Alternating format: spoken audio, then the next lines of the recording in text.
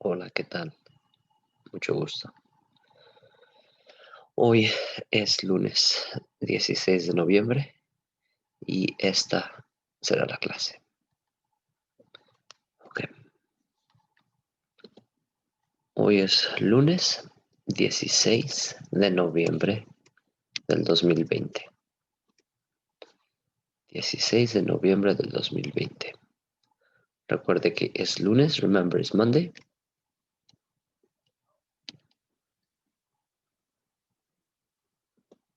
Y el objetivo del día es I am going to, or I will, I'm going to learn. I'm going to learn the two contractions in Spanish. Notice there's a few words that we should already know. Yo voy, I am going, or I'm gonna go. And notice how my verb is an infinitive. I am going to learn the two contractions in Spanish. We've already worked with one contraction in the past, so it should be a review and just an expansion. Remember, copy down your notes, and then I'm gonna count 5 so that you can pause the video if you need to pause it.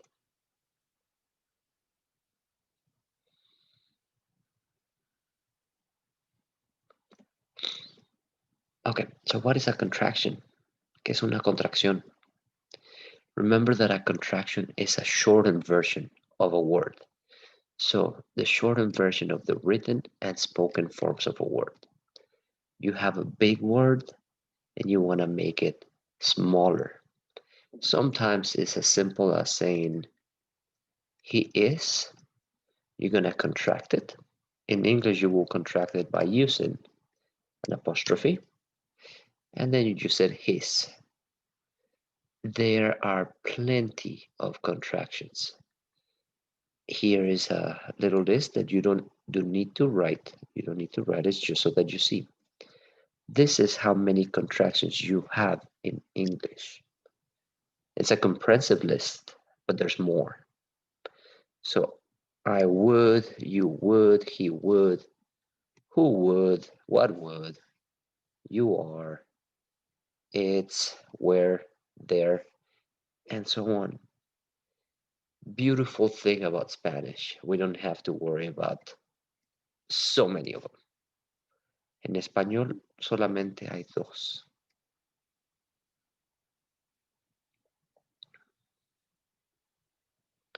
Just copy this. Okay. Las contracciones en español. So you see how you have some commonly used contractions. In Spanish, we only have 2. So common or not, we only have 2. The difference is in English, you can choose to use it. En inglés puedes escoger si usas las contracciones o no. But in Spanish, they are required. You must do them. So when you're writing for school, you can say are not, that is the proper way. But if you say aren't, people are going to understand and people will accept that answer. In Spanish, you must use the contraction when the rules tell you to use it. And to make it even easier, the contractions are always going to be masculine. They're always going to be singular and always going to be definite. So we will know what we're talking about. That's why it's definite. It will be a single thing and it will be masculine.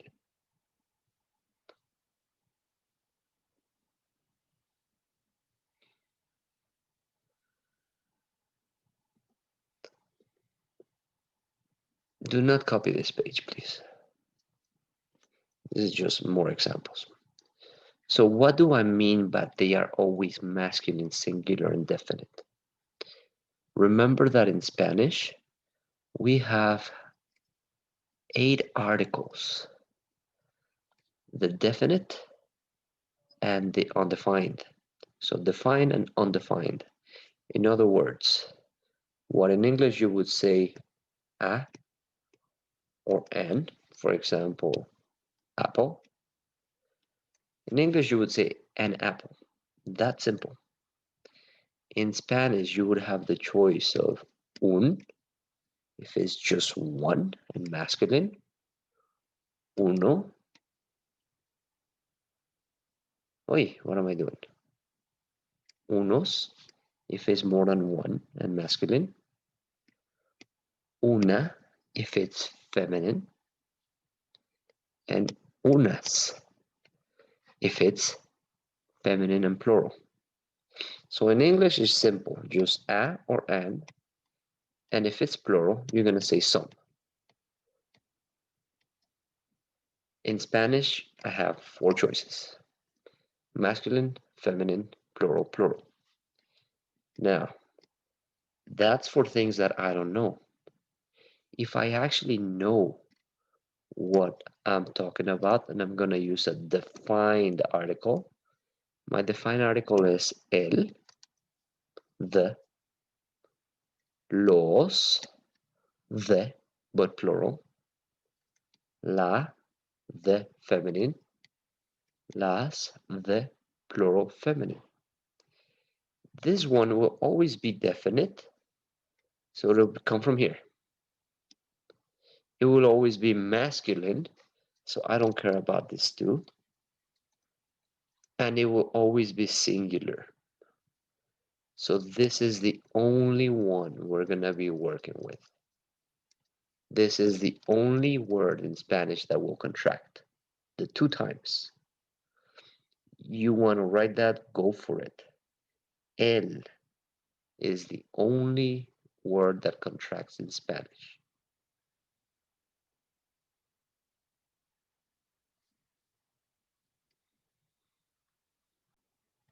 So you want to write it is right here. El is the only word that contracts in Spanish. Cinco.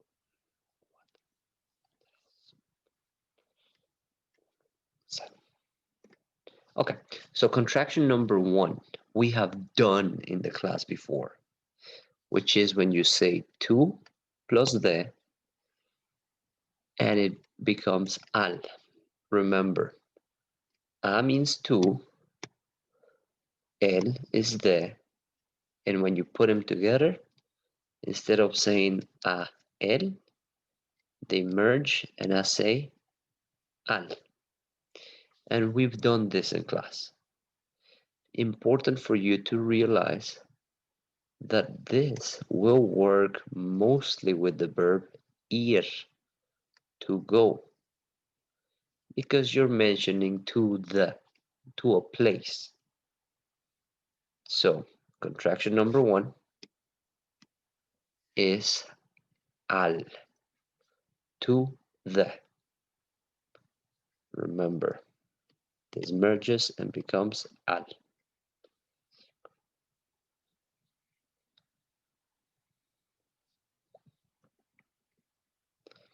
So to the, I can see right here una doctora, una paciente. So notice right here, I'm saying she goes to the doctor, because I am using a masculine ending. This will become al doctor. So notice that I have masculine. Wait, I have masculine, masculine. So this is gonna merge and create a contraction. Okay, now if I were to make it feminine, ella va a la doctora, or I could just say va a la doctora, Now, because this is feminine, there is no longer a contraction. This is feminine. Make sure you copy your example. And then I'm going to continue with one more example. Now, next one. I have a concert. Concierto. Vamos a el concierto. We go to the concert. Or let's go to the concert. Or we are going to the concert. Vamos a el concierto. This is masculine. And I'm specifying which concert. I didn't say let's go to a concert. I said we're going to the concert. So this will become vamos al concierto. And remember, you can always choose to use your pronoun or not. Vamos al concierto.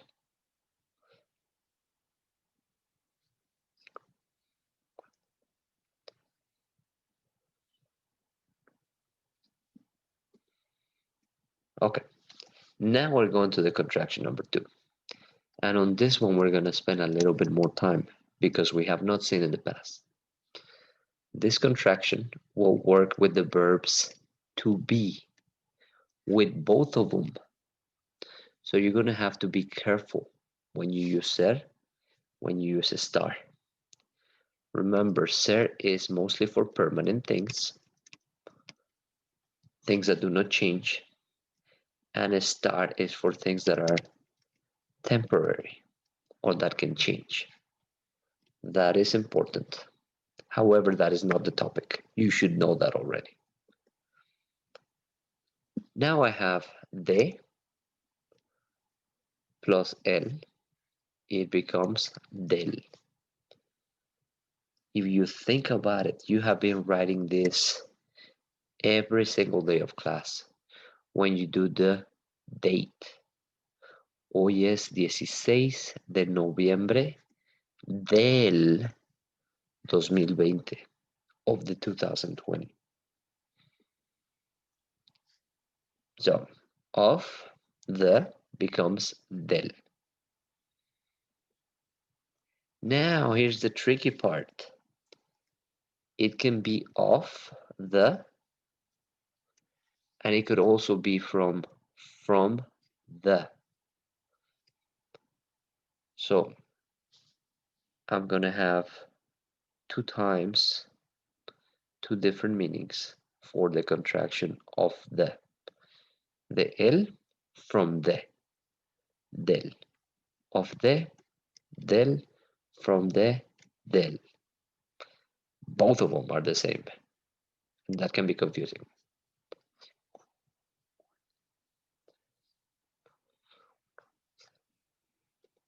Okay, so I'm gonna start.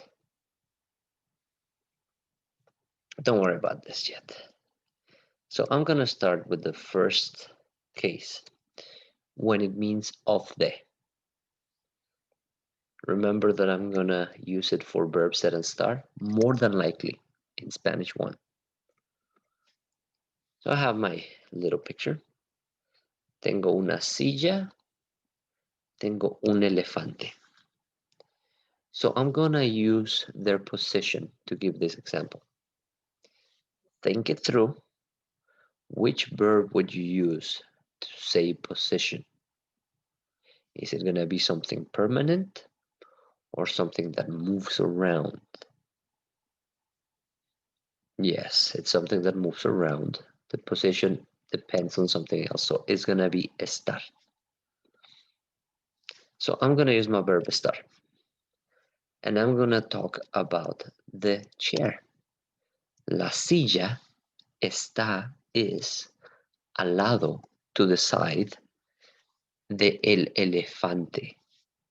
La silla está al lado del elefante. Notice that this is not proper. It's understandable, but it's required that you fix it.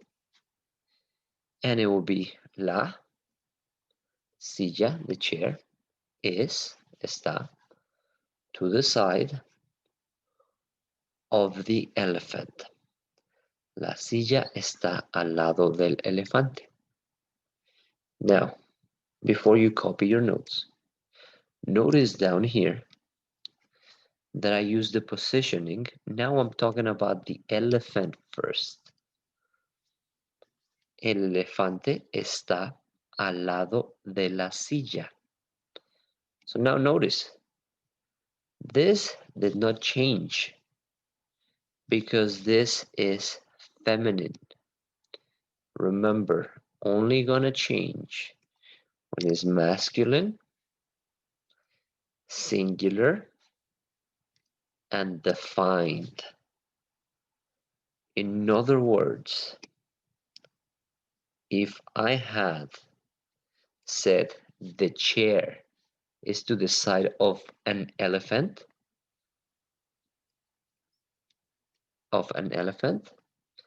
this would have stayed like it is. No need to change it. This is masculine, yes. It's singular, yes. But it is not defined. It's just an elephant. I don't know which one.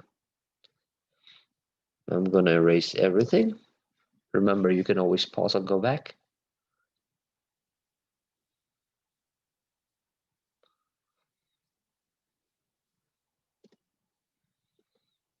Okay, now from the el. Now from the is gonna be about your origin or the origin of something. So think it through. Can you change the origin of something? Where it comes from? More than likely you can't. So this time we're probably gonna use ser. Oh, I have a bunch of students. Tengo los estudiantes. Son inteligentes. They are smart. Están trabajando. They are working. They don't always work. You should know that. Ellos son del primer periodo. They are from first period. So they are from first period. There's nothing you can do when they go to that period. That's where they come from.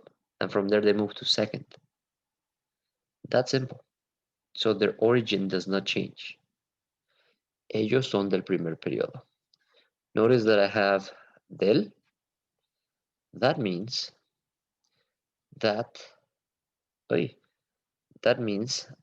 this was de él. Let me erase this. This means that this was de él, of the. I already merged it. I have some experience now. Is masculine? Yes. Periodo. It's singular? Yes. Is it defined? Yes. So I'm gonna contract it.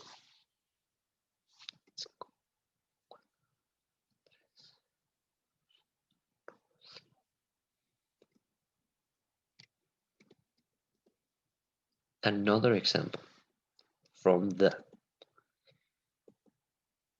el lápiz, the pencil,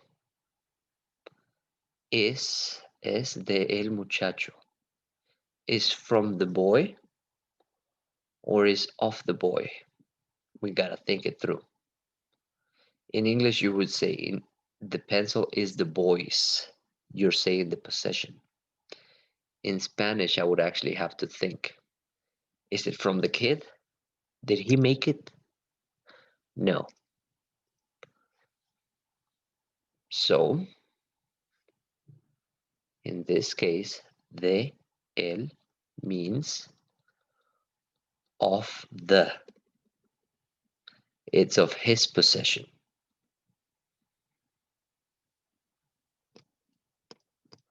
El lápiz es de el muchacho. Notice that this time I'm using es because it belongs to him. Possession. There's a relationship between him and the pencil. It's his. Right now, it's his. At the end of the day, it's his in a year. If he gives it away, it will be somebody else's. This is masculine, sí. Singular, sí. Definido, sí. So, it's gonna become del. El lápiz es del muchacho. The pencil is the boy's. It's the boy's pencil. And this is when things are starting to look a little bit different. In English, you would say it's the boy's pencil. So everything would be the opposite. We don't worry about that right now. Oh, the el. From the or of the. I have to decide. Floyd Mayweather, the cars, are they from him or are they of him? Are they his property? So I'm gonna use of the. Los automóviles son de el boxeador. Singular. Masculino. Definido. So singular, masculine, and defined. This is gonna become boxeador, del boxeador. Los automóviles son de boxeador.